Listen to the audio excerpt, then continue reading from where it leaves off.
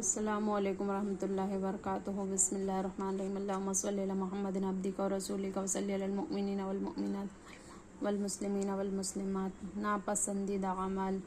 حضرت سیدنا قتادہ رضی اللہ تعالیٰ عنہ فرماتے ہیں کہ ایک آدمی بارگاہ نبوت صلی اللہ علیہ وسلم میں حاضر ہوا۔ آپ صلی اللہ علیہ وسلم مکہ شریف میں تھے۔ کہنے لگا، آپ صلی اللہ علیہ وسلم ہی ہے جو اللہ کے رسول صلی اللہ علیہ وسلم ہونے کا دعویٰ رکھتے ہیں؟ آپ صلی اللہ علیہ وسلم نے ارشاد فرمایا، ہاں۔ سائل نے پوچھا، اللہ تعالیٰ کے یہاں سب سے زیادہ محبوب عمل کیا ہے؟ ارشاد فرمایا، اللہ عز و جل پر ایمان لانا۔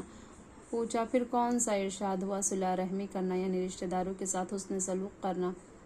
عرض کیا، پھر کون سا؟ ارشاد ہوا، بھلائی کی تلقین کرنا اور برائی سے روکنا۔ پھر پوچھا کہ حق تعالیٰ کے یہاں سب سے ناپسند عمل کون سا ہے؟ ارشاد فرمایا، شرک کرنا۔ سائل نے عرض کیا، پھر کون سا؟ آپ صلی اللہ علیہ وسلم نے فرمایا، قطع رحمی کرنا، یعنی رشتہ داروں سے تعلقات توڑ ڈالنا۔ سائل نے پوچھا، اس کے بعد کون سا برا عمل ہے؟ آپ صلی اللہ علیہ وسلم نے ارشاد فرمایا، امر بالمعروف و نہی عن المنکر کو چھوڑ دینا۔ سرکار مدینہ صلی اللہ علیہ وسلم کا فرمان عالی شان ہے، برائی کو کم از کم برا تو جانو۔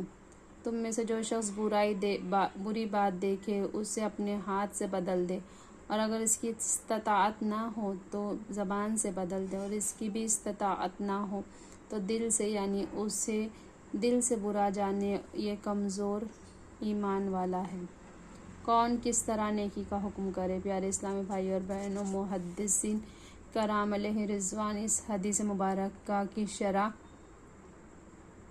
اس طرح بیان فرماتے ہیں کہ امراء اور حکام قوت کے ساتھ برائیوں کو روکے، علماء کرام زبان سے نیکیوں کا پرچار کرے اور برائیوں سے باز رہنے کی لوگوں کو تلقین کرے، اور عوام الناس کم از کم دل میں برائی کو برا ضرور جانے۔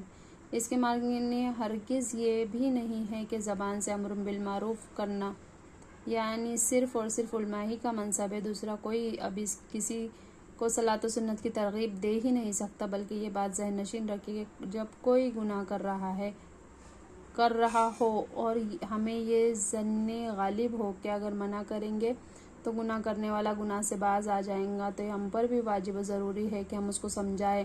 مثلاً کسی اسلامی بھائی کو سونے یا کسی دھات کی زنجیر گلے میں پہن رکھی ہے اور ہمیں معلوم ہے کہ یہ کام ناجائز ہے، اگر ہمارا خیال غالب ہے کہ ہماری بات یہ مان لے گا تو پھر ہم پر بھی واجب ہے کہ اس کو حسن طریقے سے پر اس گناہ سے باز رکھنے کی تلقین کرے۔ اگر ہم نہیں سمجھائیں گے تو واجب کو ترک کریں گا، اور واجب کا ترک کرنا گناہ ہے۔ چنانچہ بہار شریعت میں فتویٰ عالمگیری کے حوالے سے لکھا ہے، امر بالمعروف کی کئی صورتیں۔ اگر غالب گمان یہ ہے کہ ہم اس سے کہیں کہ وہ شخص بات مان جائیں گا اور بری بات سے باز آ جائیں گا تو امر بالمعروف واجب ہے، اب ہمیں امر بالمعروف سے رکنا جائز نہیں۔ اور اگر گمان غالب ہے کہ وہ طرح طرح کے تہمت باندھیں گا اور گالیاں دیں گا تو ترک کرنا افضل ہے، اور اگر معلوم ہو کہ وہ ہمیں ماریں گا اور ہم صبر نہ کر سکیں گے یا اس کی وجہ سے فتنہ و فساد پیدا ہوگا تو آپس میں لڑائی ٹھن جائیں گی، جب بھی چھوڑنا افضل ہے۔ اور اگر معلوم ہو کہ مجھے ماریں گا تو صبر کر لوں گا تو ایسے شخص کو برے کام سے منع کرے، یہ شخص مجاہد ہے، اور اگر معلوم ہو کہ وہ مانے گا نہیں مگر نہ ہی مارے گا نہ گالیاں دے گا تو اسے اختیار ہے کہ افضل ہے کہ امر بالمعروف کرے۔ بہرحال اگر ہم برائی کو روک نہیں سکتے تو کم از کم دل میں برا تو جاننا ہی چاہیے۔ کیا ہم برائی کو دل میں برا جانتے ہیں؟ پیارے اسلامی بھائیوں، کیا ہم نے یہ اپنی عادت ڈالی ہے کہ جب کوئی برائی کو دیکھے تو کم از کم دل میں برا جانے؟ ہرگز نہیں۔ ہم رات دن گناہ کی کثرت دیکھتے ہیں، مثلاً لوگ ایک دوسرے کو گالیاں دے رہے ہوتے ہیں، ہمارے بھائی دلچسپی سے سن رہے ہوتے ہیں، دو مسلمان لڑ رہے ہوتے ہیں تو بجائے اس کی کہ اس کی لڑائی کے بیچ میں پڑھ کر ختم کروا دیا جائے اور صلح کرا دی جائے، ہم اسے تماشا بنا دیتے ہیں۔ ہم اگر صلح نہ کروا سکے تو یہ تو کر سکتے ہیں کہ اس کو دل میں برا جانتے ہوئے وہاں سے چلے جائیں۔ بسوں میں، ہوٹلوں میں دھوم دھام سے فلمی گانے بجائے جاتے ہیں، کیا ہمارے دل میں کبھی سے نفرت پیدا ہوئی؟ آج ہمارے گھروں میں ٹی وی، ڈرامے، VCR پر فلمیں دیکھی اور دکھائی جا رہی ہیں، کیا ہمارے دل پر کبھی اس کا رنج گزرا؟ سرے عام تاش، شطرنج، لوڈو وغیرہ ناجائز کھیل کھیلے جاتے ہیں، کیا ہم نے کبھی اسے دل میں برا جانا؟ بعض اوقات لوگ صرف وقت گزارنے کے لیے جھوٹ موٹ تاش، شطرنج وغیرہ کھیلتے ہیں، وہ بھی جان لے کہ بغیر جوا کے بھی یہ کھیل ناجائز ہے۔ اسی طرح آج کل گلی گلی ویڈیو گیمز، ٹیبل فٹ بال کا سلسلہ چل نکلا ہے، ان سے بھی بچیں۔ اعلیٰ حضرت مولانا شاہ احمد رضا خان علیہ رحمۃ الرحمن احکام شریعت میں فرماتے ہیں کہ پتنگ اڑانا اور اس کی ڈور لوٹنا ناجائز ہے، بلکہ فرماتے ہیں کہ پتنگ کی لوٹی ہوئی ڈور سے سلے ہوئے کپڑے پہن کر نماز پڑھنا مکروہ و تحریمی ہے، یعنی وہ کپڑے اتار کر نماز کو دوبارہ لوٹانا واجب ہے۔ اگر ہمارا حال کبھی ایک دن اسکول کا ناغہ کر دے تو ہم اسے تھپڑ رسید کر دیں، مگر صاحبزادے نے نماز قضا کر دی تو ہم نے کم از کم احتساب ہی کیا، اس کے منہ سے گالی نکلے، ہمارے ماتھے پر شکن ہی آئی، اس نے تاش کھیلا، ویڈیو گیمز کھیلے، پتنگ اڑائی، اس کا ہمیں افسوس بھی ہوا۔ اپنے اہل خانہ کو صلاۃ و سنت کی بھی کبھی تاکید کی، انہیں جھوٹ، غیبت، چغلی، وعدہ خلافی، پتنگ بازی، کسی کے حق تلافی، دل آزاری، گانے باجے، فلموں، ڈراموں وغیرہ گناہ کے کاموں سے نفرت دلانے کی کوشش کی۔ یاد رکھیے اللہ عز و جل نے قرآن مجید میں اعلیٰ الاعلان تنبیہ فرمائی ہے، یا ایھا الذین آمنوا قوا انفسکم واہلیکم نارا وقودھا الناس والحجارہ، اے ایمان والو، اپنی جانوں اور اپنے گھر والوں کو اس آگ سے بچاؤ جس کے ایندھن آدمی اور پتھر ہیں۔ اپنے اہل و عیال کو نیکیوں کی ترغیب نہ دلانے والا یہ دل ہلا دینے والا روایت بار بار پڑھے، جسے فقیہ ابو اللیث سمرقندی رحمۃ اللہ تعالی نے نقل کیا ہے، چنانچہ فرماتے ہیں کہ اولاد کی تربیت نہ کرنے پر عذاب۔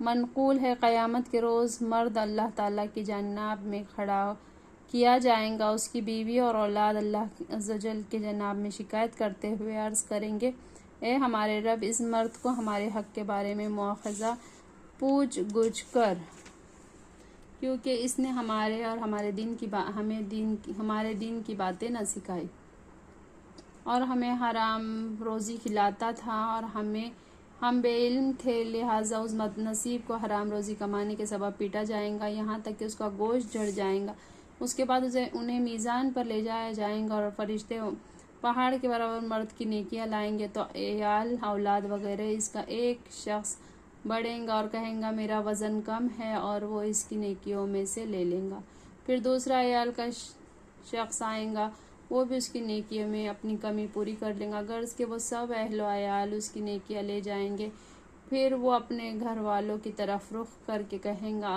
میری گردن پر اب وہ گناہ رہ گئے ہیں جو تمہارے لیے میں نے اٹھائے، اور فرشتے کہیں گے یہ وہ بد نصیب شخص ہے جس کے گھر والے اس کی تمام نیکیاں لے گئے اور یہ ان کی وجہ سے جہنم میں چلا گیا۔